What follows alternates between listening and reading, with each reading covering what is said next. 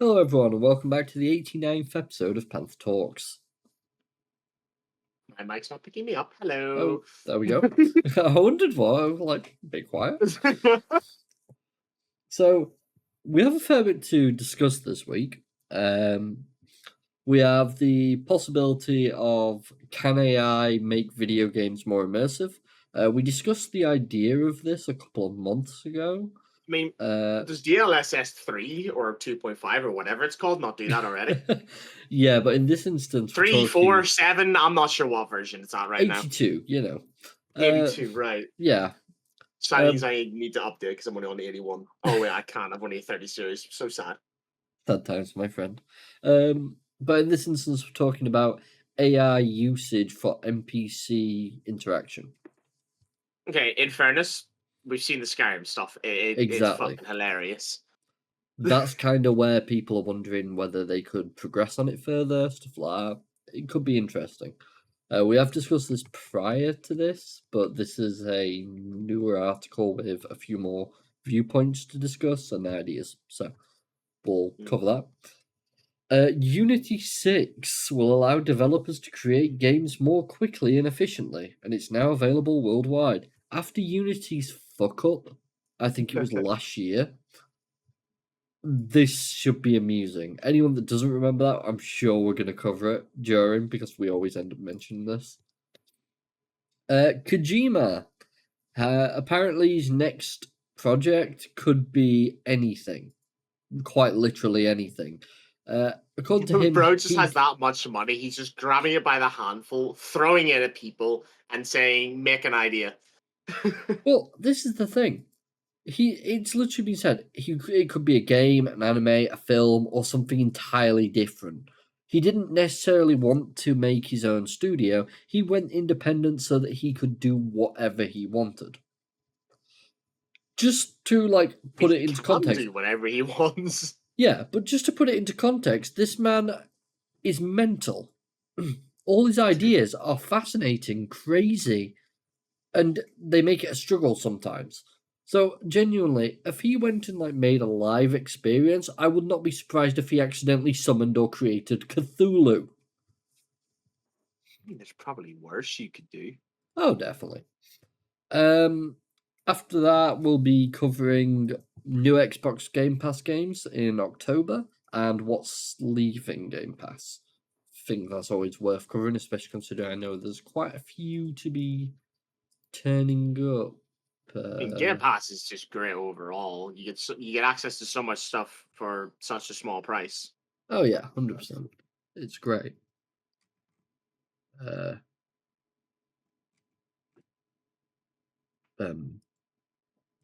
What's this dog shit? I don't know. You know what? We'll get to that when that issue returns. Rory will have some fun with that in a little bit. Yeah. Islanders conquer 24-hour charity gaming marathon in Guernsey. For people who don't know, Guernsey is like an island at the top of England. Well, top of Scotland. Makes absolutely no sense why it's there. Yeah. A lot of people move there because it's got a higher tax bracket, so they don't have to pay as much in tax, but everything in their area costs like a ton more. But apparently, they actually took part in a 24-hour gaming marathon to raise money for a men's mental health charity, and 30 people took part in it. So I thought this would be an interesting one to discuss. Yeah. After that, Sony loses European court case over third-party add-ons. I thought this would just be interesting, considering the amount of lawsuits we've covered lately. It's just going to keep adding. Yeah. The number won't stop rising. No, there is another two things, but we're going to cover those first thing. So, with that all being said, if you do enjoy this episode, please do like or subscribe. It really does help us to know if people are interested. If you're not, please feel free to comment. We'd love to hear the reasons why and what you think we can improve upon. It's a massive help to us. So, or just leave an E, whatever you want. Leave a, do whatever you wish. We're more than happy with that. But with all that said and done, let's get into this.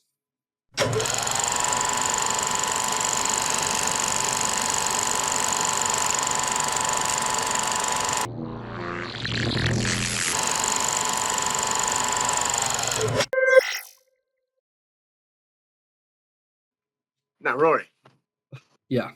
I came to you with an interesting piece of information You did. You did indeed. over a game that we should have recorded but didn't, but I still think nonetheless we need had to. an absolute brilliant time with it. Yeah. I And still think it'd last be night, good for us to go when I back. sent you this message, I was just scrolling down my games library like I do because I'm sort of out of time right now where I'm grinding the crap out of Diablo 3 again, but I need Yeah. something in between. I don't really have anything. I came across a game I didn't recognize in my library, which is what you're currently looking at. Yep. The moment I clicked on it, I immediately knew what it was because we had such a good time playing it. That was amazing. And Bonding Ambivalence has renamed their game to what you currently see on screen, USAC Code Breach, or for the audio listeners, I suppose you don't see it. But you can USAC. close your eyes and visualize it. That they can. To be honest, this was one of our favourite games, I'd have to say. Yeah. Last year, was it, when we played it? Would it no, maybe? Yeah, it would be May Something along those a lines. year ago. May a year Yeah. and a half ago now. Yeah, But something like after I sent you this, you then had a little nosy yourself, and that. Oh, like I do.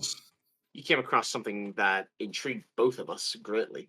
So they post everything into their Steam's notices and things like that. This is a common practice for Steam, so we get all the updates and change logs and everything like that. What I took to be intriguing about this is when they said name change incoming. By the way, I do apologize. My nose is blocked to hell, so bear with me. What's going to change? They said, as you know, we always listen to feedback from our community, and many of you have mentioned that the game's name can be hard to remember. That's You why seem to remember it pretty well. I think that's because of how much we enjoyed it. And it was like the first co-op game in a long time that actually grasped us.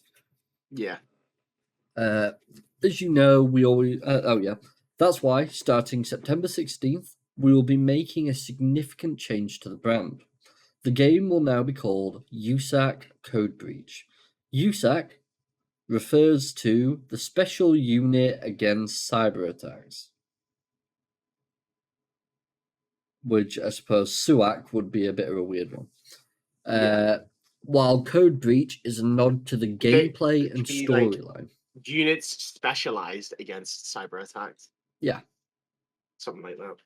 It doesn't really matter too much, but I suppose they preferred it that way. But we won't reveal more for now. The sequel to this episode is already part of our future project portfolio, so get ready for more adventures with the USAC. Now, that was the bit of news that grabbed us. The fact that they've basically gone, USAC is going to be the overarching team. Code Breach is this specific game, but there's going to be more episodes and more time with the USAC team. It reminds me of the old days, with like Splinter Cell, things like that, where they had their teams like Third Echelon. That's kind of what this reminded me of, and I absolutely adored it. What will change? You'll be able to remember the game's name and talk about it with others, thanks to its syllables of exceptional lightness, no more memory lapses or long complicated words. Well, bad news. Rory has permanent memory lapse. I So do. This is true. I just don't have a memory to begin with. Yeah, we're both fucked either way. Luckily, we enjoyed the game a lot. That's what we remember it by. Yeah, we felt bad about missing the one of the creators' comments, and just this is why we wanted to cover this in so much detail. I think as well. Plus, we absolutely adore the project. It was a bit of a blunder on our end. Oh yeah, I really do want to sit down and play it again. I also reinstalled it, so we can look into that. I also reinstalled it today. I know, that's why I reinstalled it, because you said to me you were reinstalling it. I was like, well, sure, why not? I guess that's something for us to do in our spare time.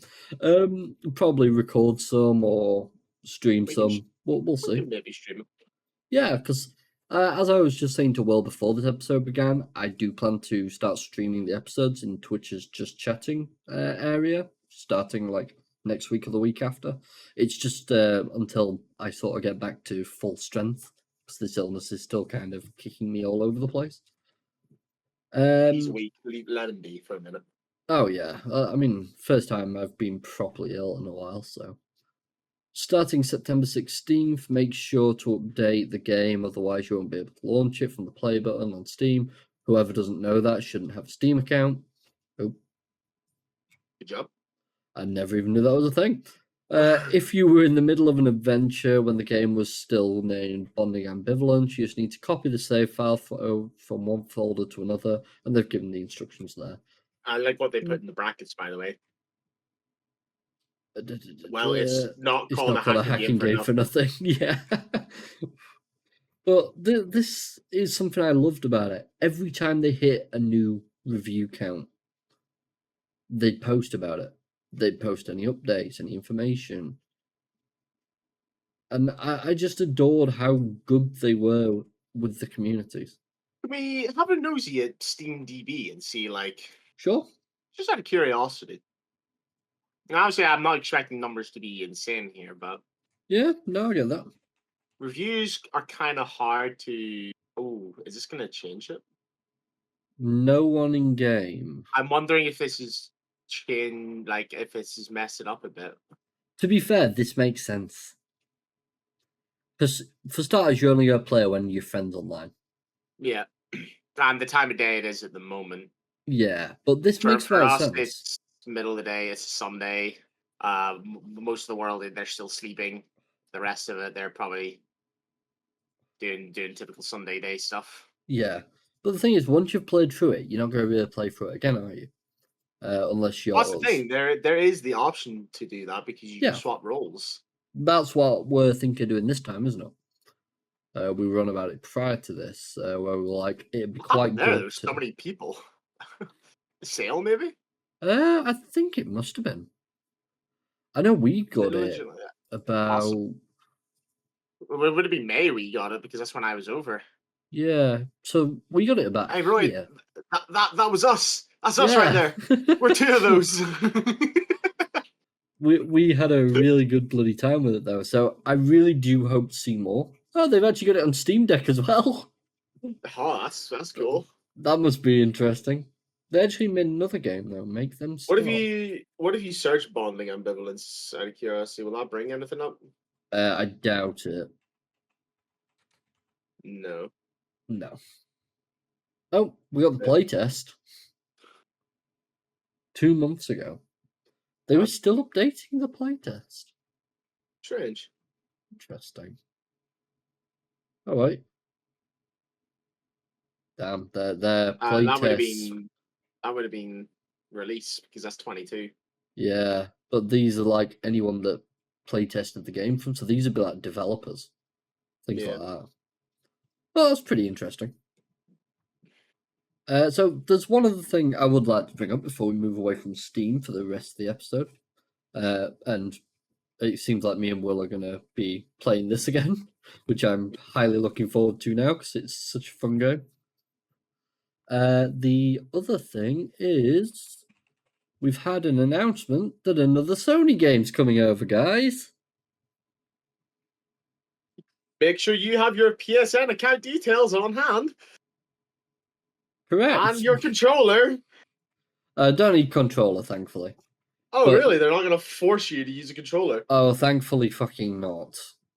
It also supports Xbox controllers, which I fucking love, because you can effectively install a Sony game on your PC and play on it with an Xbox controller. Just to fuck with people. And I'm fully there for that. Oh, that's going to be interesting to see, like, people taking pictures of Spider-Man in the background and then an Xbox controller held in their hands. Oh, they've already done this. Oh, never mind then. They beat me to it. I think there's another one. I know God of War Ragnarok came out. You know what? The easiest way to do this is just go to PlayStation Publisher. So we're getting Horizon Adventures. Until Dawn Remaster came out. Yep.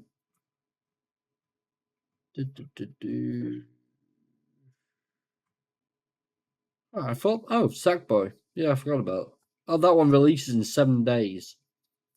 So yeah, we'll No, Roy, getting... that was 2022. Was it? Yeah. Oh yeah, so it was. Never mind. Ignore me. Upcoming releases. Here we are. So we've got the Horizon Zero Dawn remaster, the Horizon Adventures, and the Marvel Spider-Man 2. I'm looking forward to Spider-Man 2. I really adored the first one and the Miles Morales game, so I'm quite excited for that. No price, I see. Yeah, I'm expecting that to... We'll see what Sony decides to do with that. Honestly, mate, I'm expecting that to be about 60 quid and this to be about 85. Yeah, which is just honestly insane. Yeah, it's fucking mental. It really is. Yeah, we last played Bonding Ambivalence. Shit. Fuck you. I only installed it. I'll check mine. Maybe mine's different. Fuck. Yeah. Yep. That's very we seem to have been bamboozled. Yeah. A while ago, anyways. But yeah, expect then that we'll stream that at some point. We'll probably post to our socials. By that I mean we'll get our community manager to post to our socials. They handle everything for us. It's fantastic. They're a massive help. So thank you very much to them. Just quickly. But let's move on to the rest of the actual articles we have for this week, because we do have some interesting things. So, can AI make video games more immersive? Now, as Will discussed quite correctly, there has been the Skyrim mod,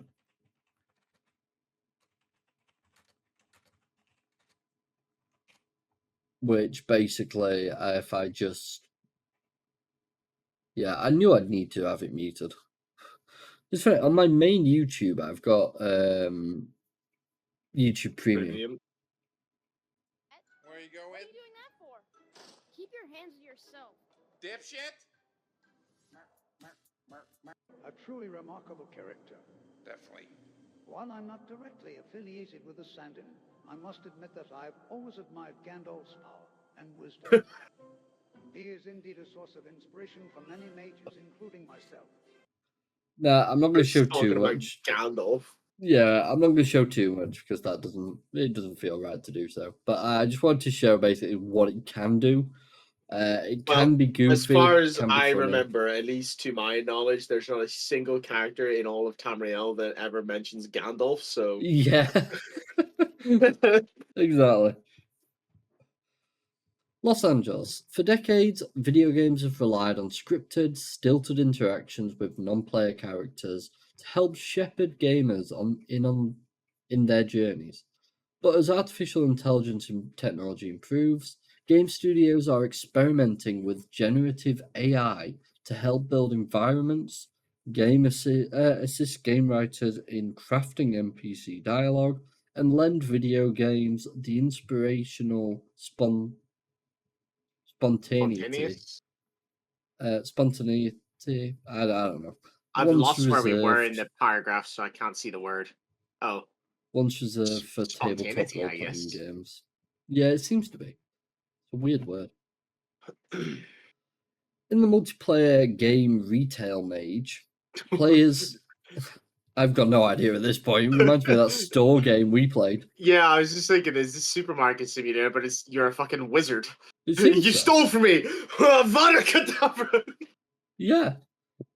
Instead of me beating them with brooms while you and Callum bloody man the stores.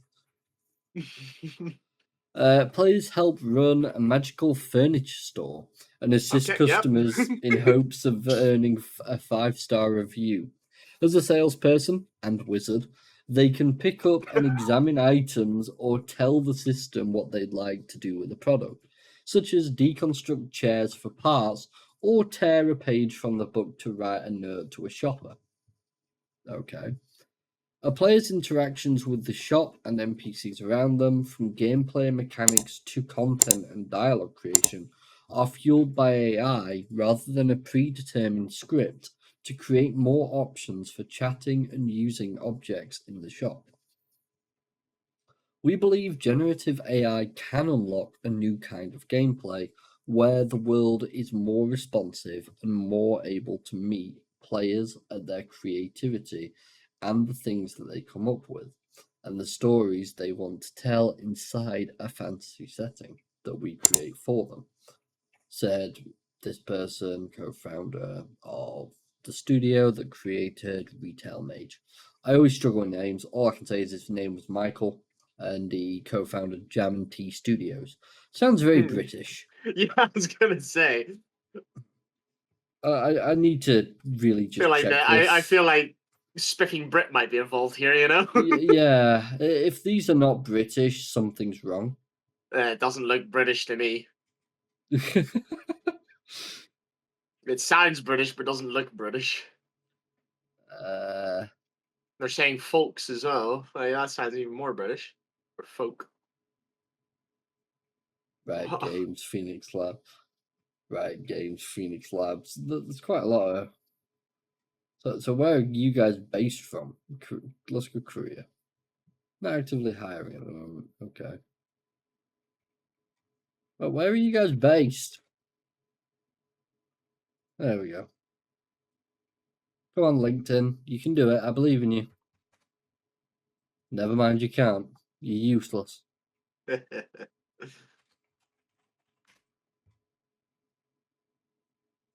Jam City. Jam City. Crunchbase, there we go. T Studios, Los Angeles, California. I feel lied to. How dare they take tea? I feel truly lied to. The typical NPC experience often leaves something to be desired. It's true, to be honest. The amount of times that I've telling me that the monotone, basic 3-word response from an NPC every time you press E on them isn't enough? That's exactly what I'm telling you, Will. I'm telling you that when I call... Please, if your gaming experience is dissatisfactory, please go onto the forums and make a ticket or something or other. I don't know. What I'm telling you, Will, is when I turn round to Lydia and tell the bitch to get the fuck out my way for the 70th time that day, and then throw Dara off the top of Mount Hrothgar, she should respond to me in turn. I expect to be insulted back.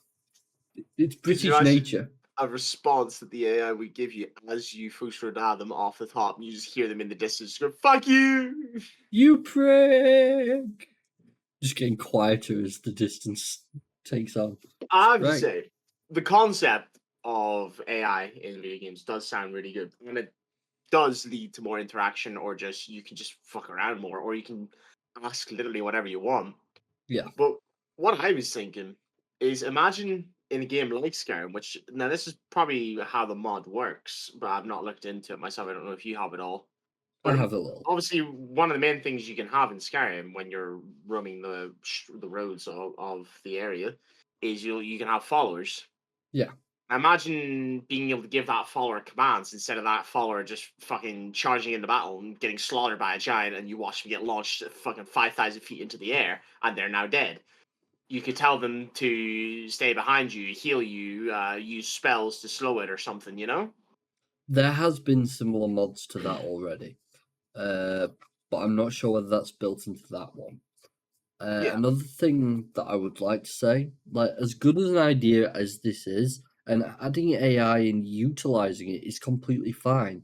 But what they need to do, to be brutally honest with you, is they need to get to the point now where people can say without concern that they're not going to lose artist jobs and fucking designers jobs and stuff like that, because companies will then just eventually start to utilize it as, oh right, yeah, we can use this instead of paying money out for people to do this job. That's gonna lose more staff. Correctly, if anything, it'll create more jobs, but that's provided that it's used in a way that's not gonna cause people to lose their jobs. So, like what I was saying about how you could use it to have your follower do certain things. If anything, that's going to need another person specifically just to go through coding all of that to listen to be able to intake the command you're giving them and then output that command. Oh, 100%. Because I can't imagine that's going to be a simple thing to do. Oh no, not in the slightest. I couldn't even imagine making my own game, let alone trying to do whatever the gobbledygook I just said. So, Will, that the next thing I've got to teach you, yeah? Oh God, yeah, go for it. I've said to Um, many people who have talked about thinking about making video games, I say, yeah, just bring it to me. I'll test it and break it for you, and oh cause your yeah, life to be hell. 100%. But I think, do you remember the writer strikes and Yeah. the artist strikes and that? I Mhm. think similar to how what happened with them, I think something similar needs to happen. Not the strike side, but I think the developers need to sit down with them and figure out a way that you can utilize AI without infringing on their jobs But at the end of and the make an day, they're the agreement. ones. They're the ones who would end up making it and using it. Yeah. So you'd like to think that they wouldn't screw themselves over and make something that will replace them. Well, You would hope. I mean, it's not even just them who, create the AI. Those guys are pretty much utilizing the tools because they're told to by the higher ups, or because it makes things a little easier for them. So, yeah, I'd like to see something like that. Just an agreement put in place of this is what we can use it for, this is what we can't, and we can't just use it and get rid of people's jobs. I mean, at the end of the day, you can't have the AI do everything because there's going to No, be tweaks that exactly. need to be made and certain things that need to be thought of. Yeah. But it would still, if they use it to do as much as they can, it will result in less people needed, which would Exactly. then result in people losing their jobs, studios becoming a lot smaller. And even with the use of AI, we'll probably end up looking at games being lower quality, longer to come out. Yeah. Certain games will look that we've seen this year that have been absolutely horrendous will, Yep. in comparison, look phenomenal to what we could end up getting released if there's just no studio. This is the okay. Then. See, the earlier platforms got no idea what you're chuckling at. Poor audio, man. You don't think of anyone, do you? I was typing about Skull and Bones again.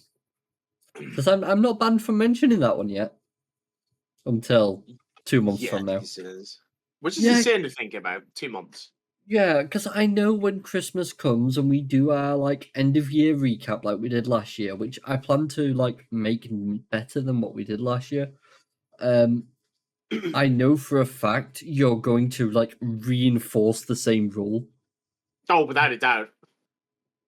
It's just like every year I'm gonna come across one game that pisses me off to high heaven. And why is it they both happened at the same time? The two I hated the most over the last 2 years both came out about the same time period. Why couldn't they come out at the end of the year so we all don't have to sit and listen to you rant about it every episode and we can just get you banned like a month later? That would be better for all of us.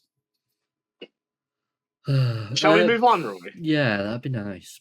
Before you go off on another rant. Yeah, good idea.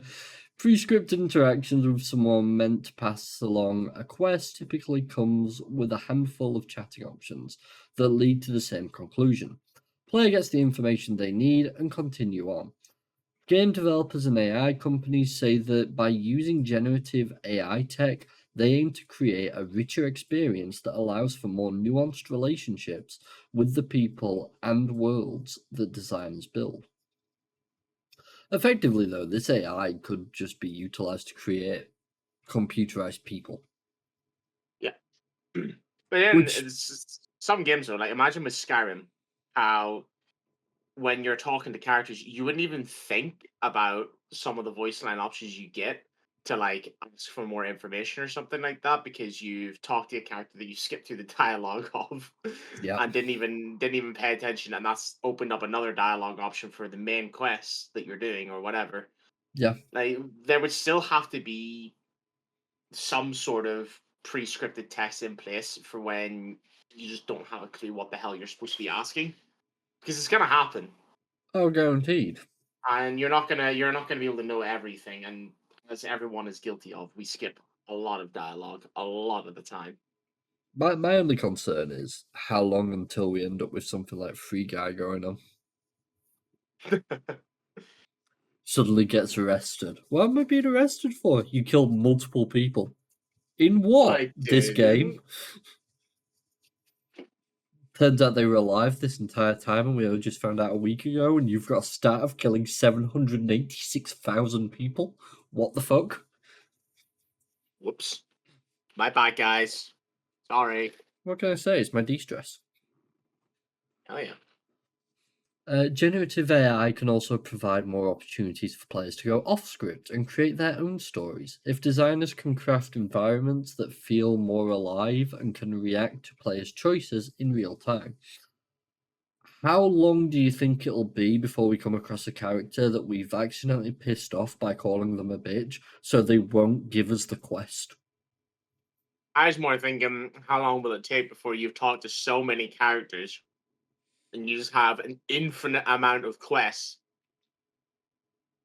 and the game just cannot handle how many things are going on?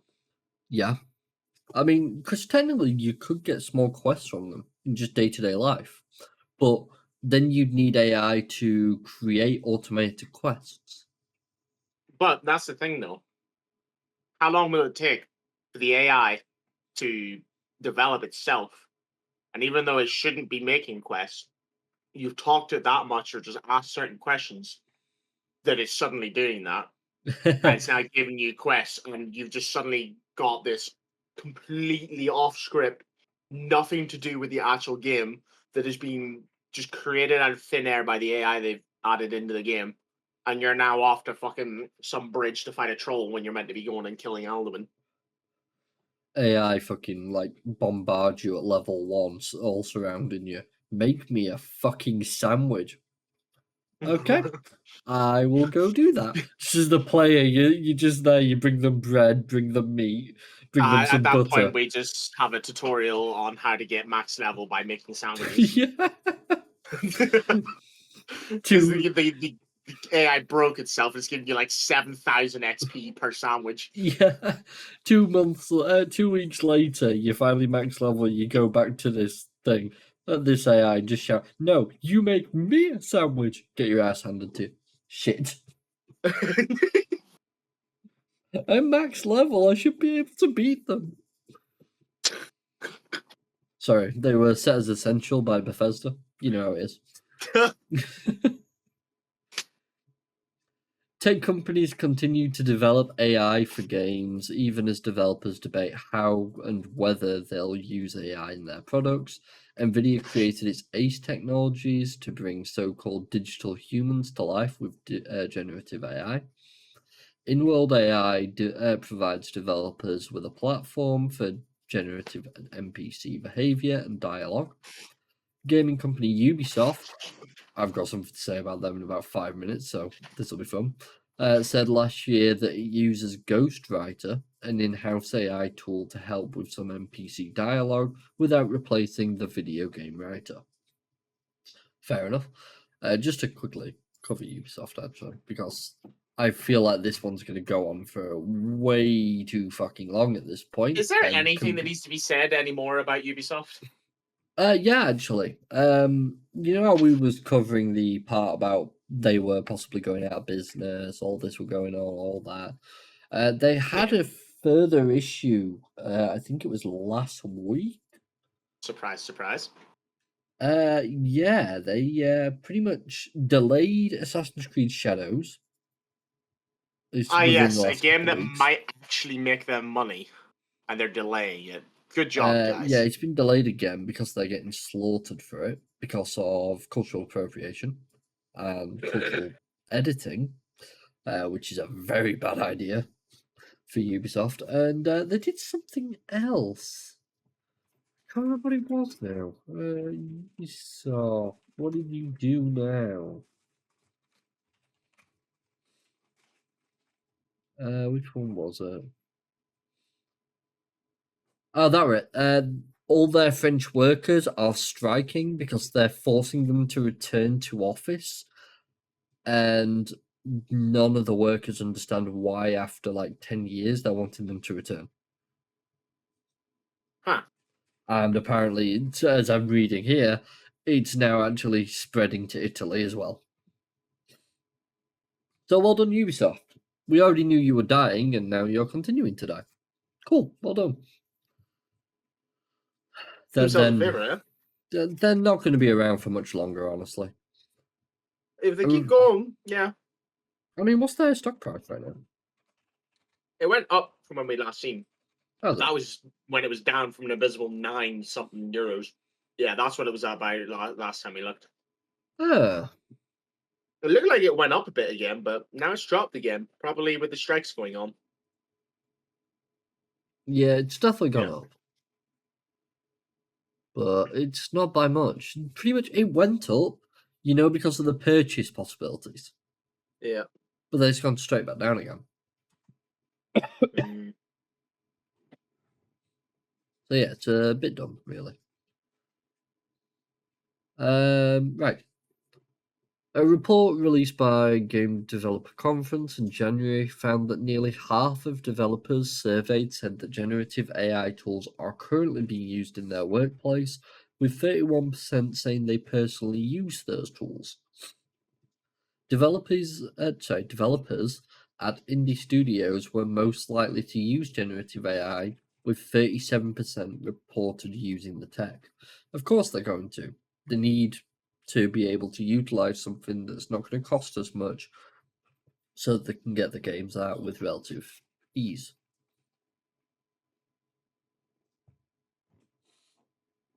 I mean, out of any company, it makes more sense for indie companies to utilize them than it does the multi-millionaire companies.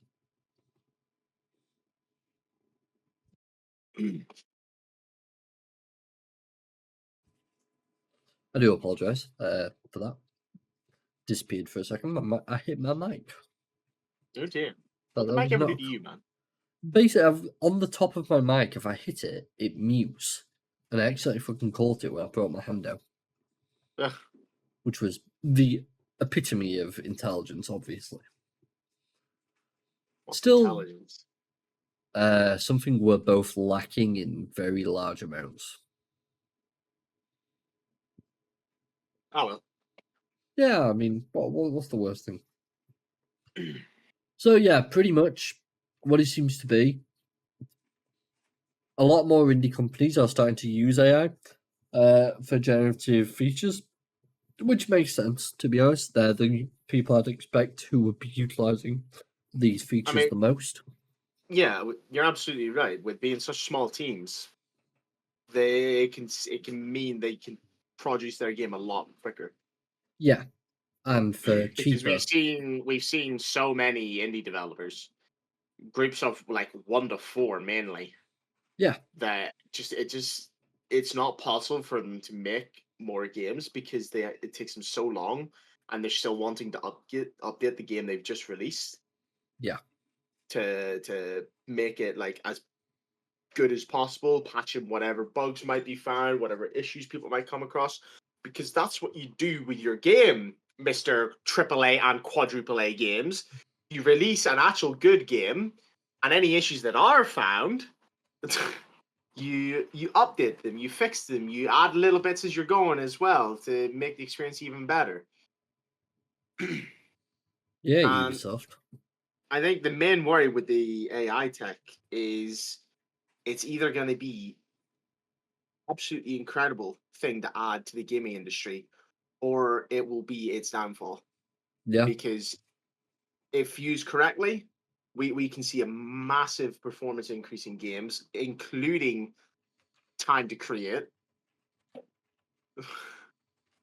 But if it's used poorly, we are going to see a lot of companies shrink so much in size, which is going to then be a lot of people losing their jobs, and in turn, that will affect what remains of the company tenfold because the morale levels will be non-existent because they've just lost like half the company and they don't have the people they normally work with to work with anymore.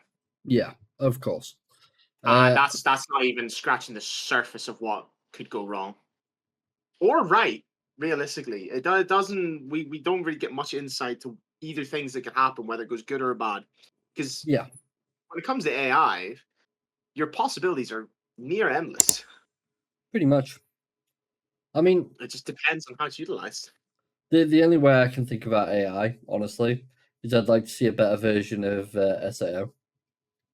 I was rewatching a couple of anime that I'm quite favored to, like what's it called? Frontier.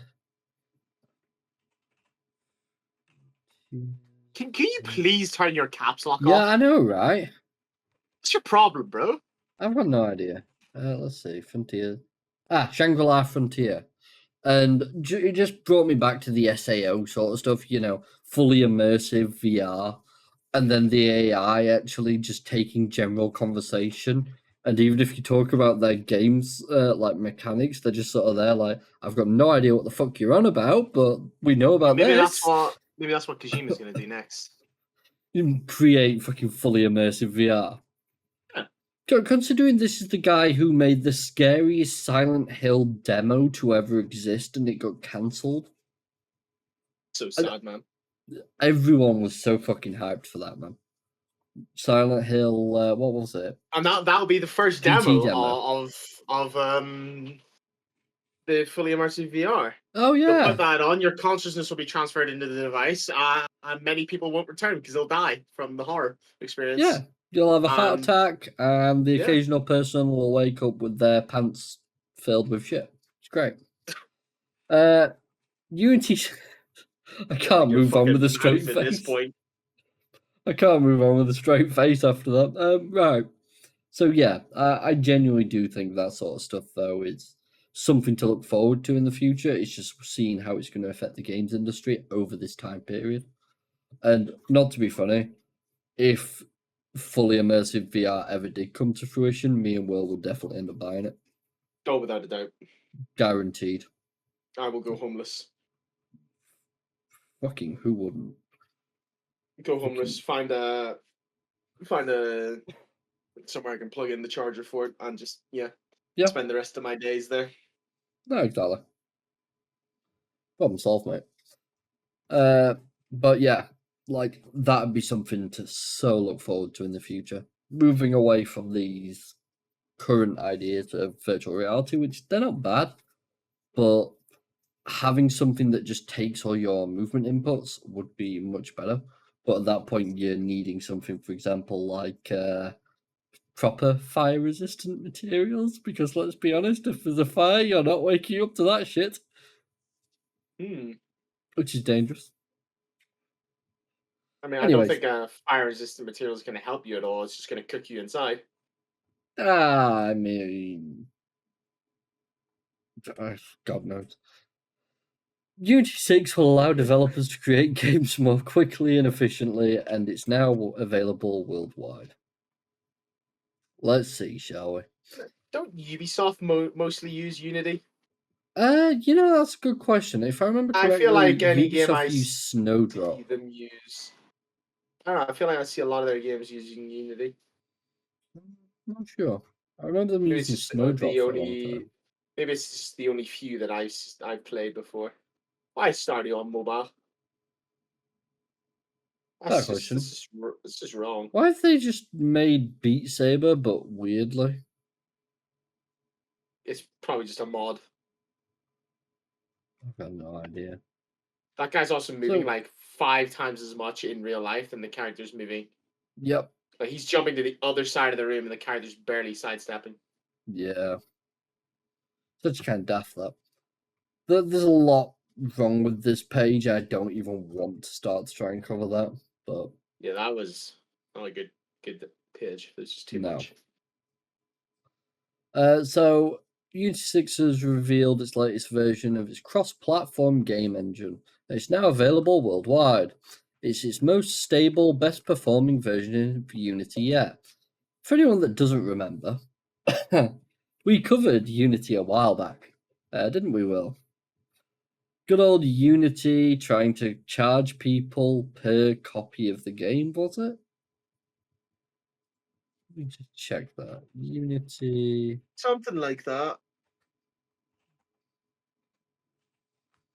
Fee There was charge controversy. per Here it is. install. I saw there.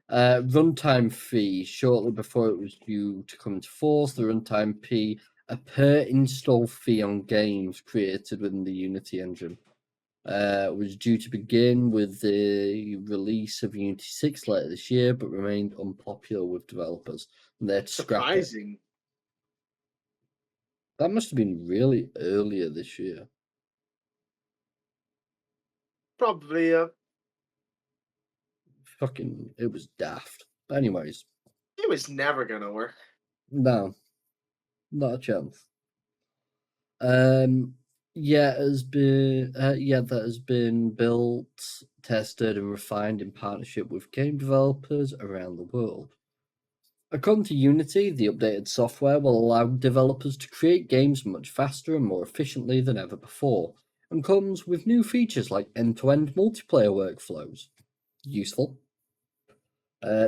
Tools that target the mobile web alongside new graphics capabilities that move workloads from the CPU to the GPU, improving CPU performance by up to 4 times in internal. All good things, to be honest.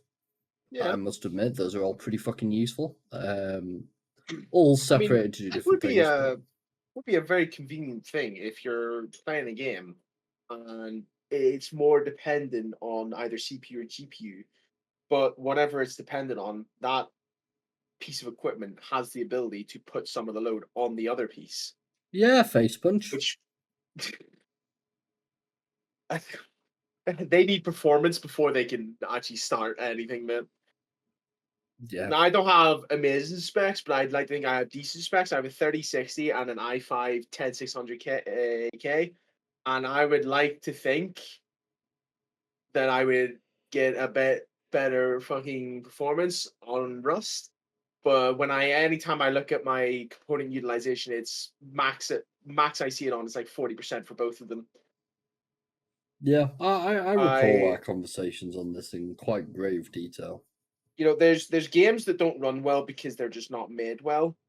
And then there's Rust on its own level that is just a complete and utter piece of garbage.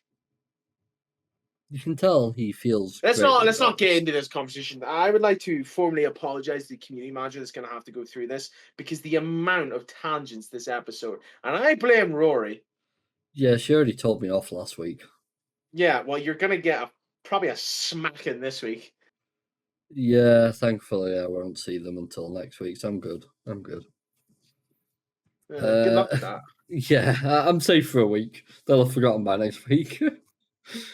We are relentlessly focused on delivering tools to help game developers build games more quickly and efficiently, while also facilitating innovation. We're going to do everything we can to ensure that Unity 6 is at the heart of game development for years to come. You almost destroyed this, Mr. Matt Bromberg, president and CEO of Unity. It's ironic because the fucking games industry, after you announced that, was anything but unified. Yeah. Alongside the launch of Unity 6, the company has also introduced some brand new learning resources for developers, like Time Ghost, the latest Unity Originals real-time cinematic demo, which includes advancements in environment building and character design, as well as Mega City Metro, a demo that showcases how to build a 100-plus player cross-platform multiplayer game. Unity 6 gives our global multifunctional team the stability and scalability we need. The improved performance combined with features like new web GPU graphics API and the seamless live services integration make our workflow much more efficient and our production quality top tier, said Josh Loveridge, managing director of Stratton Studios. It's been a game changer while developing PGA Tour Rise, because we all care about that. Yeah. Because PGA Tour is definitely a top tier game. fuck this. My God. Really. Give me a moment. I'm just, yeah. Take the sign up and fuck off. I don't want that. Do you remember what that page was meant to be? Yes, I do. I do Impressive. indeed.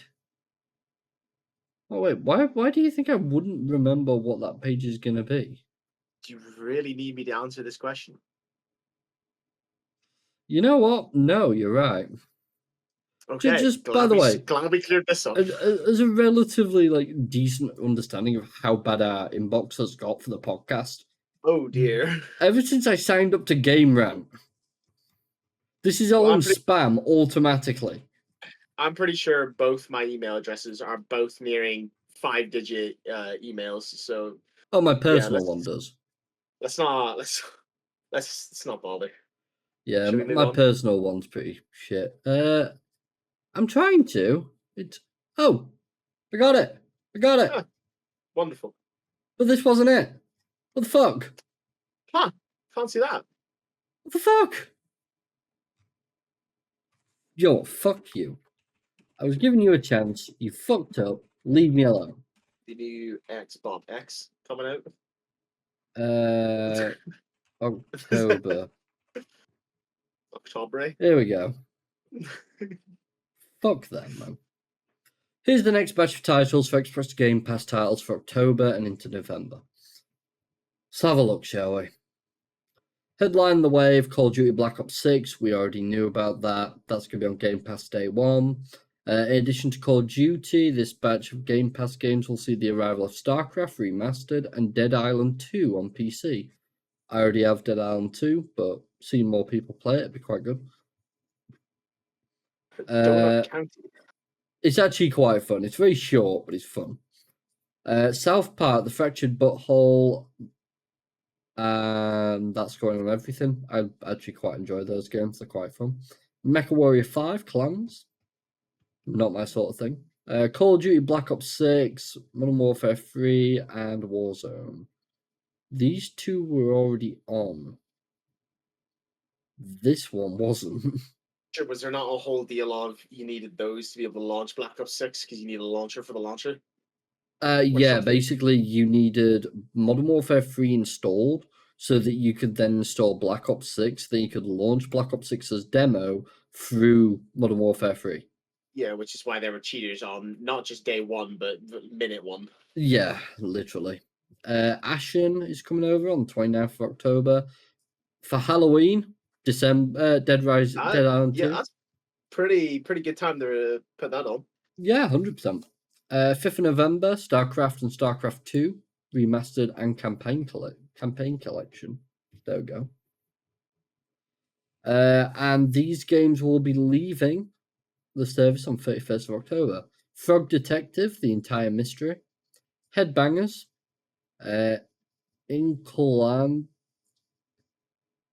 Inculinati? Yeah, that. Is that meant to be a play on Illuminati or something? I think so, yeah. Lonely Mountains Downhill and Minico's Night Market. Can we talk about the little post there? What do you call them?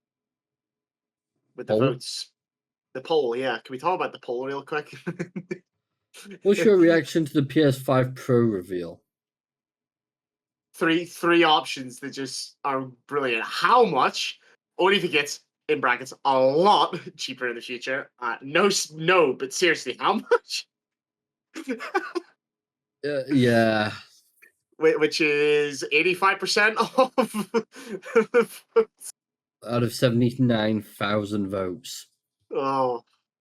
I love that. That's great. Well done, Eurogamer, for beating whatever the fuck I signed up to. Right, let's cover this. The main big release of that, though, is just Black Ops 6. Yeah, 100%. I plan to play it pretty much day one. I will have it installed. When I already know that 25th. 25th. If you pre-ordered it, not just on Game Pass. If you actually pre-order it, I'm sure you probably get like 3 days early or something like they normally do. Yeah, you get it early on Game Pass Ultimate as well. Oh, do you? Yeah, it's actually a bit mad, the stuff they've like done for it. But yeah, 25th, there we go. I already know I'm gonna get absolutely spammed like crazy by a friend wanting to play zombies for it. Yeah, I'll be on Zombies after I've probably completed the campaign. Might be on it a bit earlier, because it'll be something to do, isn't it? The only thing that I have any interest for will be zombies. I don't care about their campaigns anymore, Oh, no, especially after their 2.5 hour long campaign. Yeah. See, this is the one where I'm kind of hoping that things get better, but we'll see. I'm still have a lot of reluctancy towards it, considering it was only meant to be a trio, or a trilogy, sorry, and yet here we are on the second trilogy now. Yep. Islanders conquer 24-hour charity gaming marathon in Guernsey. Now, for anyone that doesn't know, I've actually done a few of these in the past. 24-hour charity campaigns. I did one for the local hospital during COVID. I did one for Macmillan Cancer Support, and the final one I did was for the Alzheimer's, UK Alzheimer's Society. Game Over Dementia, it was called. And I think I've raised like a couple £100 here and there. And they're really worth doing. They're difficult, don't get me wrong. Doing 24 hours just by natural, off the top of your head, because you're like, I can't sleep, I'll just stay up. That's easy. When you need to do 24 hours and you're trying to keep yourself awake, no one's around, you can't just watch stuff, you need to keep playing games and keeping your eye on chats and stuff, it is such a challenge. It is so difficult. And because I have to take smoke breaks, toilet breaks, and food breaks, obviously it becomes longer than 24 hours. At which point you're probably talking about 27, 28 hours by the time you finally finish. At which point you go to bed, sleep for 2 hours, wake back up, and then you go through the day and just kind of sleep at the end of the day. I'll get like 10, 12 hours snooze at the end of that. Honestly, mate, I sleep for 2 hours and then I'm usually fine to get through that day. And then I just make my way through until the end of that day and I'll sleep. It's fucking mental. But I truly enjoy doing them. I have got some plans in place. I do want to do another one. I just need to work out a charity to do it for, because I do enjoy doing them. But I'm thinking of booking a couple of days off work and nailing one of them out. I mean, if you need some assistance, I will always give you a shout. A team of video games in Guernsey have conquered a 24-hour marathon to raise money for men's mental health charity, something I'm sure both me and Will support quite heavily. Mental health charities are quite... I've had some personal experience, but we'll not get into that. Yeah, but, it's quite a good cause. More than 30 Islanders took part in the 17th Guernsey Gaming for Good, or GG4G. I quite like that, it's easy to say. Organised by Digital Greenhouse, with proceeds going to Men's Shed, which offers men opportunity to come together and socialise through a variety of activities, with the aim of boosting their sense of purpose and mental health, well-being. The event started at 10 a.m. yesterday morning, the 19th of October. Since GG4G was set up as an organisation in 2014, it has raised over £32,000. Last year, over £6,000 was raised for the Royal British Legion and Channel Island Air Search. The event's organiser, James Hookway, captured the sense of excitement in the room as the marathon kicked off yesterday morning. James told ITV News, "The first 12 hours are always quite electric, same everywhere, yeah. I like to say there's always excellent atmosphere, everyone's perky, everyone's good to go. It gets to midnight and the sun goes down, everyone starts to slow down. But the biggest challenge is always 4 to 5 a.m. slot, when there's no one smiling, anymore, and all the faces are looking at the screens in front of them. It's a very somber atmosphere. Not real gamers, bro. Can't even make it at 4 in the morning. 4 to 5 a.m. when you're forcing yourself to like stay up and you're streaming stuff like that, it's fine. But in my opinion, that was always the time when you're like, all my friends would go offline. So I was sat by myself the rest of that time period. It's different when you're on your own, though. But if you're doing it with someone else, I find it so much easier. Oh, 100%. Like, if you and me were doing it and we were both up all that time, we were both, like, properly in his moods, we'd be fine. We'd have no issue whatsoever because we bounce off each other in that sort of way. But if you're on your own, like I usually was it was between 3 and 5, I was always quite alone during that time period. So for me, it was just very quiet and I was trying to keep myself energized, keep myself going. And that was always the biggest challenge I found. The whole event was like... This is gonna sound quite sad, but as you know, I stay up a lot of the time very late because my sleep schedule gets worse and worse. And even though I've been up from, we'll say, like around midday, and I'll sort of like just chill during my day, and later in the day, we'll say like 8 o'clock, maybe I start like properly grinding one game. And depending on how it goes or just how much I'm enjoying it, sometimes it'll get 2 a.m. I'll look at the time. I'm like, I'm not really tired. I'll keep going. And it'll get to 4 a.m. I'll be like, still not really that tired. I think I'll just stay up this night because I have to do that quite often, actually. Typically on a Sunday night as well. And I'll be there till 8 in the morning. And then typically I had a 9 a.m. shift on a Monday. I'd go in, do that, be home around 5, and then game till by 10 and then go to bed. Yeah. You pretty much keep yourself awake, don't you, till the end of the day so then you can sleep through. The worst part is, though, is as I'm having to go to work is when I'm actually enjoying it the most for no reason. And I just wish I didn't have to go and I could keep going. And I probably could have sat there for the next 12 hours again because that's just how my mind goes. Like if I'm enjoying it enough, I don't even see the time pass. I would like to think I could fairly easily pull off at 24 hours, depending on how my gaming has been going. That's the thing. They're easy to do if you're in the mood for it. And like if you got someone to bounce off of, they're pretty simple. But you know when you're like trying to just keep on top of everything, you're looking over that's at the thing though. I typically do it on my own. It's quite often, like I'd say every few weeks, to be like every 3 to 4 weeks, I'd say I do this. Because my sleep's just that bad. I'm just like, well, time to step all night again. That's the thing. I can do it, but like my mind just kind of goes, yeah, you're not tired. Just keep going. It's like, fair enough. So I'll stay up. Checking like 3-4 hours later. Still not tired. Okay, keep going. And like that, I can do 24 hours with ease. But if I've got to like force myself to do it, like if I'm like, oh yeah, you're doing this for a reason, my mind's like, yeah, well, do you know what? You're actually quite tired now. You're absolutely exhausted.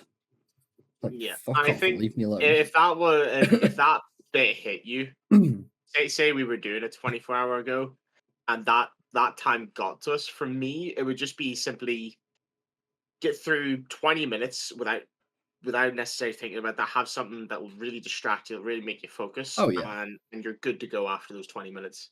100%.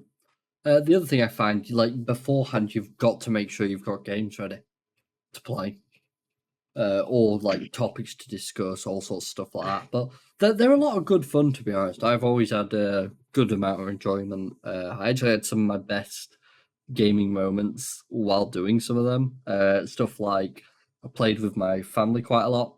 They'd like come up and play for a couple hours, join in. That was fun. But there were bits where I'd even my most enjoyable time was we were playing Tarkov with a friend of mine, and that was being live streamed, and I'd actually survived an entire encounter in multiple gunfights. I was over the moon about it. It was my first like successful Tarkov win. I was so happy. And now I play those games all the time, and I die a lot. It's great. Highly recommended. 10 out of 10. Would do again. Archive is an awful game. I know your opinions. Rust is an awful game as well. Don't Oh, be I know. mistaken. I know. The whole event was live streamed so people around the world could cheer on their friends taking part in the event and donate. Kyle Gailey, told one of the seasoned gamers, even got dressed up for the challenge. He told ITV News, "I usually dress for the occasion. I've dressed as Ash for Pokemon Stadium tournaments. I've dressed as Mario for Mario Kart tournament. So today, for Football Manager, I thought I'd dress as a manager ready for his cup final." Please do not tell me this guy sat for 24 hours That would be and played awful. Football Manager. I don't think I could do that. No, not for football. I wouldn't even touch Football Manager, let alone 24 hours straight. That is Mm. awful. Why would you do that to yourself? Some people love it. So, the most intriguing part. Sony loses European court case. Don't you dare say that. Bonding Ambivalence, or now known Oh, as yeah. USAC, is the most intriguing. How dare you say I'll agree with that. blasphemy! The most Shun him! laughable experience. Is that better? Oh no, Ubisoft still takes that, mate. Shit. I was close, I hope. You're in the ballpark. Yeah. Sony loses European court case over third-party add-ons. The battle between Sony and Action Replay ends in the latter's favour, but don't expect a lot of new third-party cheats to emerge. Oh. Is that what it's on about? No. Action Replay is the brand name of a cheating device created by Detail. The Action Replay is available for many gaming systems, including the DS, DSi, and so on and so forth. What do they do?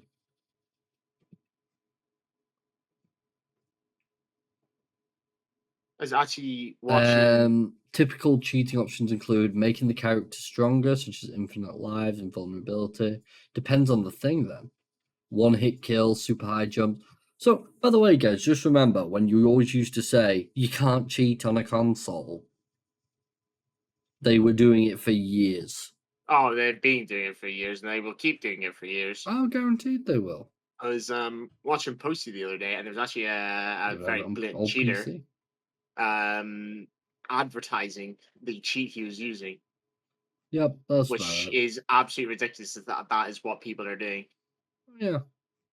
I mean, it took about 10 or 15 minutes before he got permabanned, but no, it's going to be hard to get another account. Don't tell me. How is this a legal website? Well, this is Wikipedia. They're advertising. No, that's they literally have a site though where they're advertising cheats, which is literally against TOS of playing games. Oh yeah, but part that intrigues me about this, Action Replay's showing to be PS2. Which is intriguing. Since 2012, Sony has been in a legal battle with the European Union, with Detail, the parent company behind the Action Replay cheat software. Sony argued in European court that Detail infringed upon its copyright, but now that the battle is over and the court has come down in Detail's favour. The European court has ruled that Detail's cheating software didn't change the source code or the internal structure of Sony's games, because Action Replay only temporarily changes the content for cheats. It doesn't violate the intellectual property of Sony that is protected under European law. It's a victory for Detail, but it may not open the floodgates for more cheating software. No doubt developers and publishers of cheat software will rejoice, but they should not be too enthusiastic about this judgment.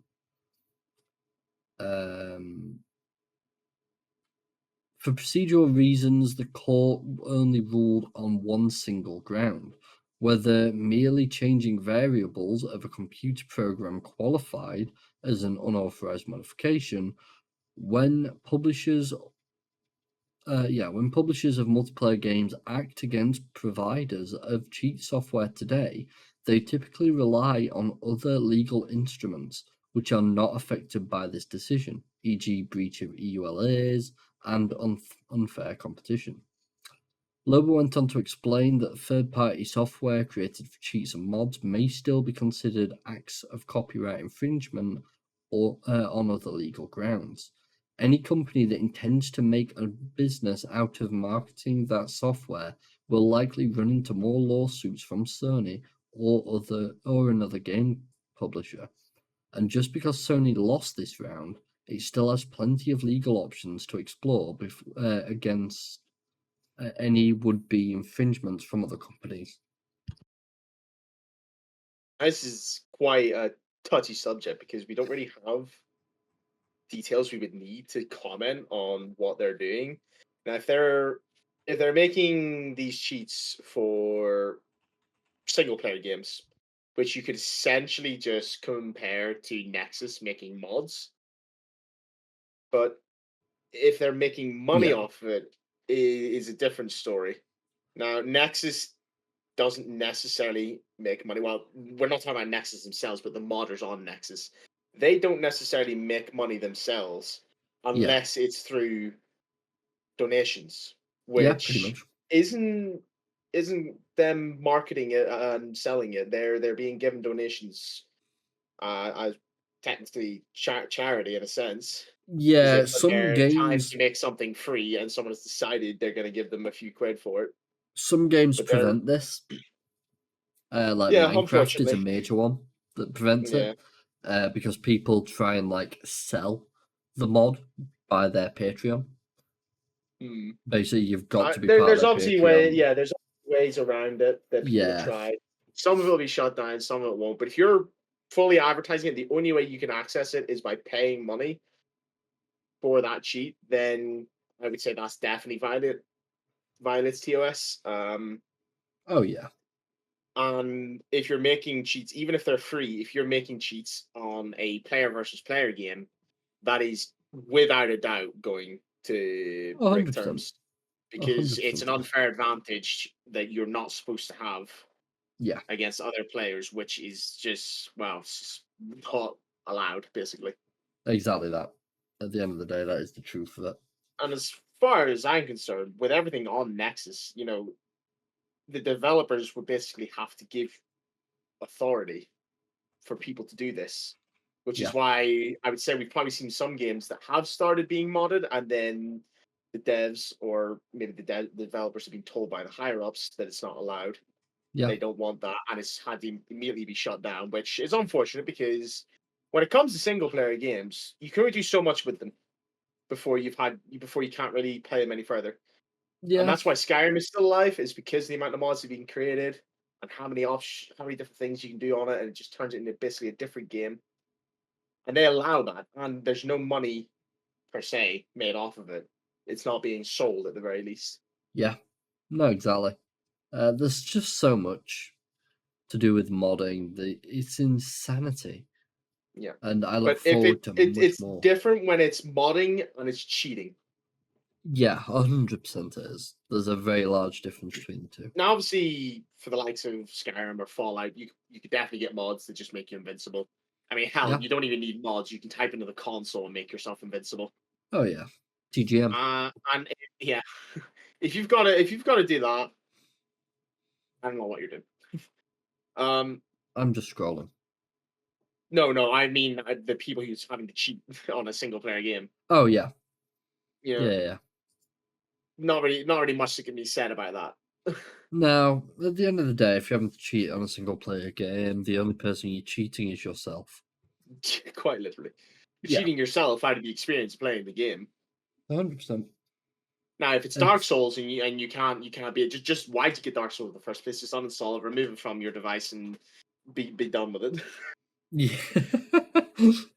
But for the company that's making cheating software for the consoles, I don't think that should be allowed at all.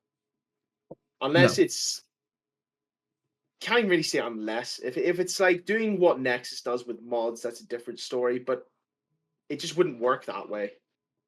Because Nexus, you have to upload it to be able to then people have to upload it for you to then download it to then modify the game. Whereas, like, imagine if they did that with these devices, you'd have to buy a new device every time it gets updated.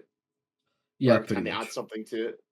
So it's just that's clearly not what its intention is. Its intention is to simply cheat.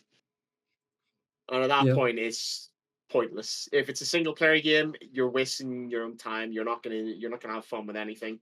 You'll have a laugh for 5 minutes because you're invincible. You go through and insta kill everything because you can't die or whatever, and then you'll be bored within 5 minutes because you're not playing the game. There's nothing to have fun with because you've took the fun out of it. yeah, And if it's cheats instead of mods for a single player game, cheats for a multiplayer game, you're still not winning because it's the device doing it for you. exactly that. It's a bit crazy, to put it lightly. But It's a tough topic to go into and try and describe things because everyone has a different experience with cheats. yeah, I'm not 100%. saying that necessarily like people have cheated and people have been cheated on, even just people who get cheated on. There's so many variations. Some of them are so hard to like pinpoint or actually decipher whether or not they're cheating. Yeah, It just ruins everyone's experience it in really the end. does. I've spoken many times about my past experiences with GTA where people drop money on me, and Yeah. I've been banned for that, which was one of my biggest grievances I ever had with the game. I ended up rebuying it in the end. But there's experiences like that that you deal with, and shit happens at the end of the day. There's not much you can do sometimes. But it's a weird experience. It really is. And as we go along, more and more this sort of stuff's happening, and it's just bizarre to see. But yeah, I think that's everything for this episode. Unless you've got anything you'd like to add, well.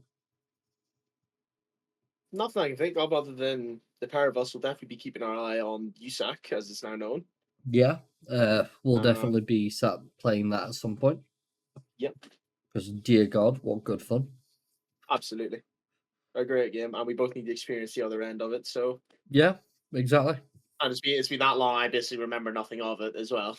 I Yeah. remember struggling in a what When was we it? started, it In a was a struggle railway. because I was an absolute idiot at the start and couldn't figure out what I was supposed to be doing. And Yeah, then at the end, trying to just having to figure out what each piece did to get the ending was yeah, a pain. And I'm pretty sure we died a few times when we had to run at the end because I don't know. I think it just wasn't very clear where we were supposed to go, or like we got stuck on just stupid little bits.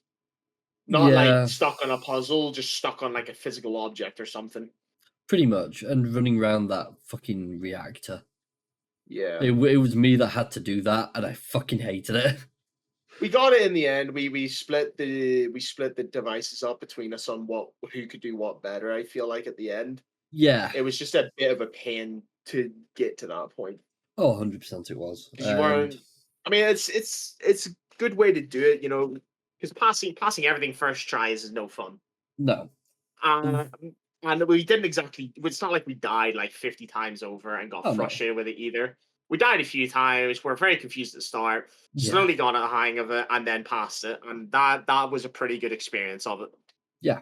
The other thing that I do have to admit is like, as we progressed, both of us got really good at our parts. Yeah, But we were both discussing it at times, and like Will was talking about what he had to do, I was talking about what I had to do, and we'd glance over at each other's screens occasionally, and it was just a case of like, what the What the fuck are fuck? you doing? And both But of us had the was exact same thoughts, so it was flipping that funny 'cause around to be fun. once we knew what we were doing as well, even though it was never really said or mentioned, the other one would just be like, "Step aside, I know what I'm doing here." Yeah, I know what's got to be done. Don't worry. Well, that was the fun part, personally. But yeah, it was a great game, and I look forward to getting back into that, to be honest. But yeah, without further ado, we'll end this episode here then. So Sounds good. thank you all very much for watching. If you have enjoyed, feel free to like, follow, subscribe, as I said earlier. And we will see you all in the next one. Bye for now, guys. See you again, guys. Enjoy.